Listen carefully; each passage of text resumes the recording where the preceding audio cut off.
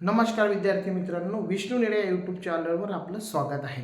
आज आपण एक महत्त्वाचा मुद्दा आहे त्यावर चर्चा करणार आहोत की एसएससी जीडी आणि पोलीस भरती यांचा सोबत अभ्यास करू शकतो का।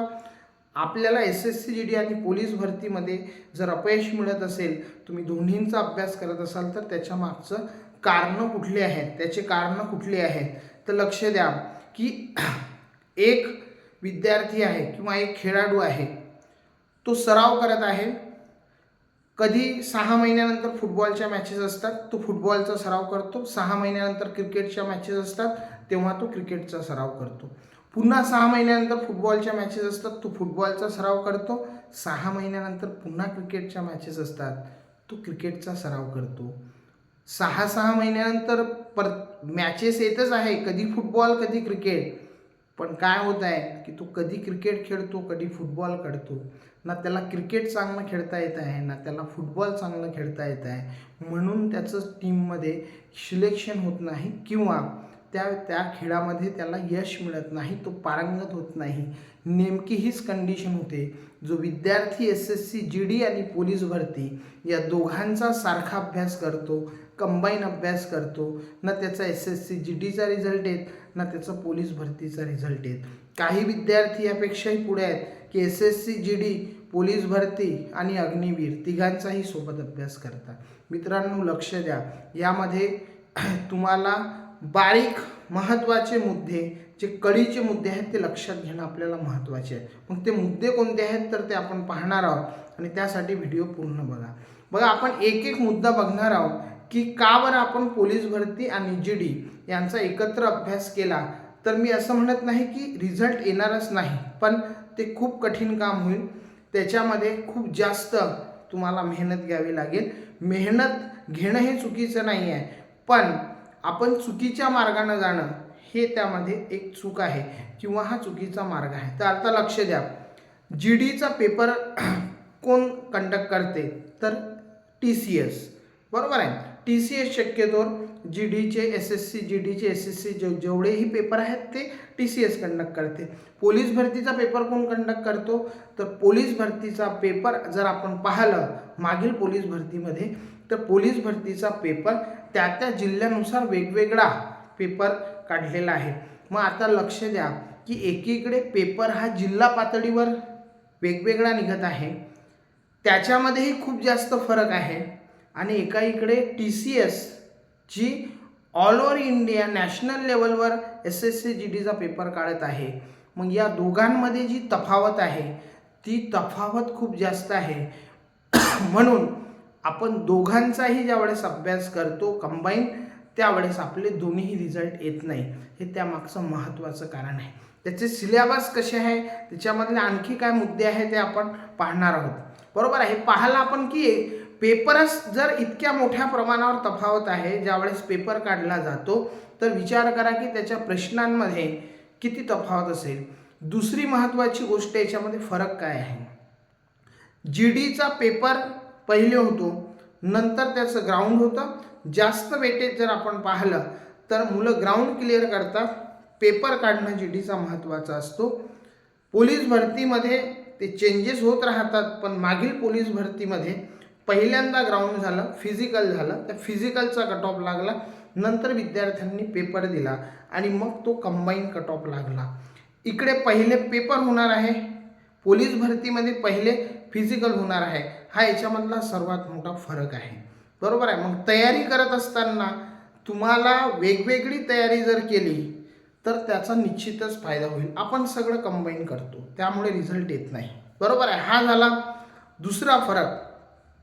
तिसरा फरक की एसएससी जीडीमध्ये डिफिकल्टी लेवल आणि पोलीस भरतीमध्ये विचारल्या जाणाऱ्या प्रश्नांची लेवल याच्यामध्ये खूप जास्त डिफरन्स आहे। सिलेबस वाईज पाहिलं तर आपण मॅथ्स आणि रिझनिंग हे विषय जरी आपल्याला सारखे वाटले तरी प्रश्न विचारण्याची पद्धत ही खूप वेगळी आहे। म्हणून आपण दोघांचा एकत्रित अभ्यास करू शकत नाही। पोलीस भरतीला विचारले जाणारे प्रश्न हे खूप वेगळे आहेत, एका वेगळ्या लेवलचे आहेत, आणि एसएससी जीडीला विचारले जाणारे प्रश्न हे वेगळ्या लेवलचे आहेत, बरोबर आहे। जर तुम्ही दोन्ही पेपर प्रिव्हियस इयर पेपर जर पाहिले तर याच्यामध्ये तुम्हाला निश्चितच तो फरक, ती तफावत आपल्याला दिसणार आहे। मॅथ्स रिझनिंग जरी विषय आपल्याला सारखे वाटत असले पण त्याच्यामध्ये खूप जास्त फरक आहे. ज्या विद्यार्थ्यांना तलाठी, जिल्हा परिषद, नगर परिषद सारखे जे आता पेपर होत आहेत, नगर परिषद, तलाठी हे जे पेपर झाले आहे सांख्यिकी विभागाचे, त्या विद्यार्थ्यांना विचारा की TCSने विचारलेलं गणित आणि बुद्धिमत्ता कशा प्रकारचं आहे. सर्वात महत्त्वाचं की ग्रामरमध्ये फरक आहे. मराठी ग्रामर आणि हिंदी ग्रामर, बरोबर आहे, हा सर्वात मोठा फरक आहे. मराठी ग्रामरचा जर तुम्ही अभ्यास करत आहे तर काही विद्यार्थ्यांना वाटते की मराठी ग्रामर केलं म्हणजे आपल्याला हिंदी ग्रामर समजलं.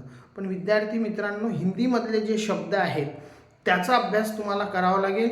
आणि का बरं करावा लागेल, तर तुम्ही पेपर दिला आणि तुम्ही कट ऑफ क्लिअर केला आहे ग्राउंडसाठी, पण तुमचं फायनल सिलेक्शन होणं महत्त्वाचं असते.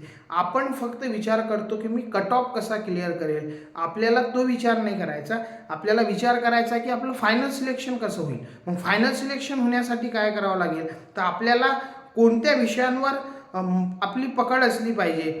तुम्ही पोलीस भरती देत आहात, बरोबर आहे, आपण पाहिलं की लिस्ट कशा लागल्या, मुंबईची लिस्ट कशी लागली, इतर जिल्ह्यांची लिस्ट हाय लागली. ती लिस्ट का बरं लागली, कारण की ते विद्यार्थी मागच्या 2 वर्षापासून सतत त्या पोलीस भरतीची तयारी करत आहेत. त्यांनी दुसऱ्या कुठल्याही एक्झामची तयारी केली नाही. आणि ज्यावेळेस मग तुम्ही एकाच परीक्षेची तयारी वारंवार करता त्यावेळेस त्याच्यामध्ये तुमची मास्टरी येते, तुम्ही त्याच्यामध्ये पारंगत होता, त्याच्यामधल्या बराचसा सिलेबस तुमचा कव्हर झालेला राहतो आणि मग शेवटी रिझल्ट येतो. पण तुम्ही जर एक पोलीस भरतीची एक्झाम देत आहे, नंतर तुम्ही GDचा तेवढाच अभ्यास करत आहे, पुन्हा पोलीस भरतीचा अभ्यास करत आहे, अशाने आपला रिझल्ट हा एकही रिझल्ट येणार नाही, बरोबर आहे. त्यामुळे पोलीस भरतीचा अभ्यास करत आहात तर फक्त पोलीस भरतीकडे कॉन्सन्ट्रेट करा. GDचा अभ्यास करत आहात तर GDकडे कॉन्सन्ट्रेट करा. याचा अर्थ तुम्ही फॉर्म भरू नका असं त्याचा मुळीच अर्थ नाही. तुम्ही फॉर्म दोन्ही भरा, परीक्षा द्या, पण तुमचं टार्गेट जे आहे ते GD आहे तर GDच राहू द्या. पोलीस भरती आहे तर ते टार्गेट तुमचं पोलीस भरतीच असलं पाहिजे. कारण काय आहे की त्याच्यामध्ये असणारी तफावत, बरोबर आहे. आणि मग ज्यावेळेस आपण मराठीमध्ये पेपर देऊ, बऱ्याच विद्यार्थ्यांचं असं म्हणणं असते की पेपर आता मराठीमध्ये होणार आहे, स्टाफ सिलेक्शन म्हणजे SSC GDचा, आणि मराठी फक्त हिंदी लँग्वेजमध्ये वेगळेपणा आहे. पण आपण लँग्वेज जरी एक असली पण प्रश्न विचारण्याची पद्धती खूप वेगळी आहे, बरोबर आहे. मग हा फरक आपण लक्षात घेत नाही. दोघांमध्ये असणारा फरक, दोघांमध्ये विचारले जाणारे प्रश्न याच्यामधली त्यामध्ये तफावत आहे.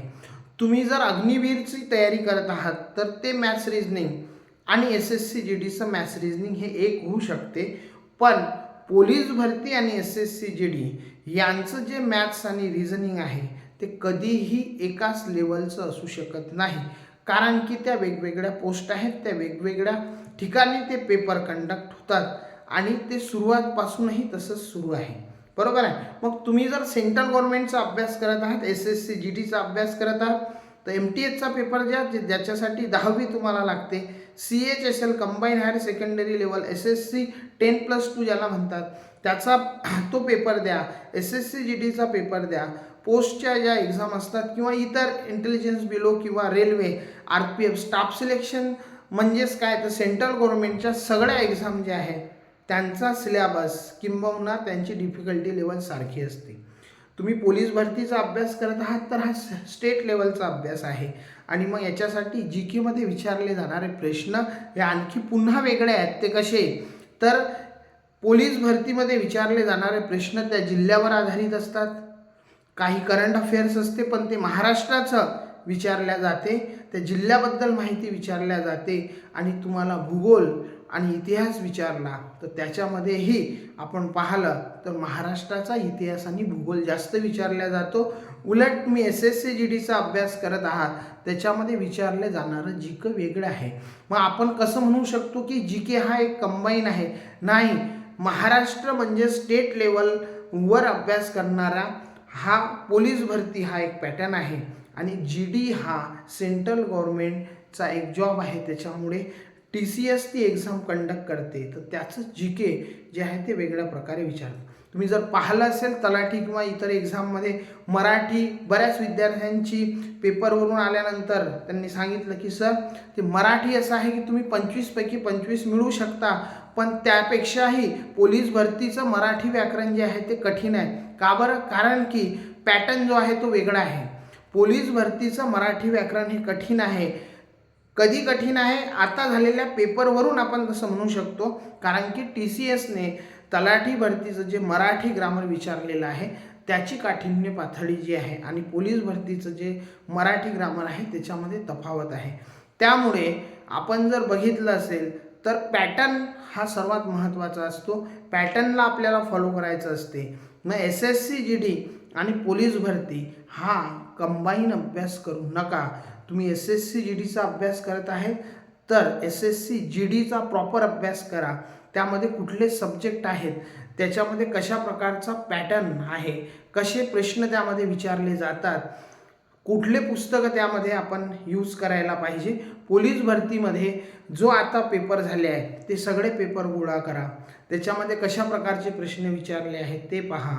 दोघांमध्ये जर फिजिकल वेगळा आहे तर ह्याच्यावरून आपण समजू शकता की पोलीस भरतीचा फिजिकल वेगळा आहे, SSC GDचं फिजिकल वेगळं आहे, यामध्ये ग्रामर वेगळं आहे, पेपर कंडक्टिंग एजन्सी वेगळ्या आहेत. एकीकडे नॅशनल लेवलवर पेपर निघतो, एकीकडे जिल्हा लेवलवर पेपर निघतो. दोन्हीही जॉब हे चांगले आहेत, दोन्हीही जॉबमध्ये स्टेटस आहे. दोन्हीही जॉब हे देशासाठी जर तुम्हाला काही करायचं आहे तर ते दोन्हीही जॉब चांगले आहेत. पण एकच आहे की तुम्ही कंबाईन त्याचा अभ्यास करू नका. आणि जर तुम्ही कंबाईन अभ्यास करत आहात तर याचा अर्थ पुन्हा तेच की तुम्ही कधी क्रिकेट खेळत आहात, कधी फुटबॉल खेळत आहात, तर तुम्हाला खेळच खेळत आहात म्हणजे तुम्ही देत परीक्षाच आहात, पण तुम्हाला कोणताही खेळ खेळता येणार नाही. तसंच कोणतीही परीक्षा तुम्ही जर पास होत नसाल तर एकदा चेक करा का आपण तेच करत आहोत की कधी GDचा अभ्यास तर कधी पोलीस भरतीचा अभ्यास. आणि जर आता तसं करत असाल, पुढे जर पोलीस भरतीची ॲडव्हर्टाइजमेंट आली, फेब्रुवारीमध्ये GDचा परीक्षा 20 फेब्रुवारीपासून सुरू होतील. आता कळीचा मुद्दा एक सर्वात महत्त्वाचा लक्षात घ्या की SSC GD जर तुम्ही आता अभ्यास करत आहात, पुढचं नोटिफिकेशन दिलं आहे ऑगस्टमध्ये, ॲडव्हर्टाइजमेंट येईल डिसेंबरमध्ये, 2024मध्येच पुढची परीक्षा आहे. कंटिन्यू सतत अभ्यास करत राहा. यामध्ये सिलेक्शन होईलच, नाहीच झालं तर पुढची एक्झाम आहे पण सोडू नका. SSC GDचा प्रॉपर अभ्यास करत राहा. या रिक्रुटमेंटमध्ये होणारच आहे, नाही झालं तर पुढची रिक्रुटमेंट आहे. पोलीस भरतीचा अभ्यास करत आहात तर अजूनही ॲडव्हर्टाइजमेंट आलेली नाही, अजूनही वेळ आहे. फक्त पोलीस भरतीचा अभ्यास करा. कुठले सब्जेक्ट आहे, त्यासाठी फिजिकल किती पाहिजे त्याचा विचार करा आणि त्याची तयारी करा. आणि तुम्हाला जे पाहिजे, जे तुमचं स्वप्न आहे ते तुम्ही पूर्ण करू शकता, पण स्वप्नांना मिक्स करू नका. बरोबर आहे? कारण काय आहे की आपल्याला ज्यावेळेस एकच एक गोष्ट आपण निरंतर करत राहतो त्या गोष्टीमध्ये आपला एक्सलंट जो आहे, आपली बुद्धिमत्ता जी आहे किंवा आपली मास्टरी त्यामध्ये आपल्याला मिळत असते. त्यामुळे कृपया करून जर तुम्ही SSC GD आणि पोलीस भरती याचा जर तुम्ही खिचडी करत असाल तर ती करू नका. स्पेशल एक टार्गेट ठरवा आणि त्याच्यानुसार अभ्यास करा, म्हणजे निश्चितच तुम्हाला यश मिळू शकणार आहे. बरोबर आहे? तर जर तुम्हाला ही माहिती आवडली असेल, आणखी त्याच्यामध्ये बरेचसे मुद्दे आहेत ते नंतर आपण डिस्कस करणारच आहोत, पण ज्या दिलेल्या गोष्टी आहेत त्याच्यावर एकदा विचार करा, आपलं टार्गेट सेट करा आणि आपलं स्वप्न पूर्ण करा. Thank you very much.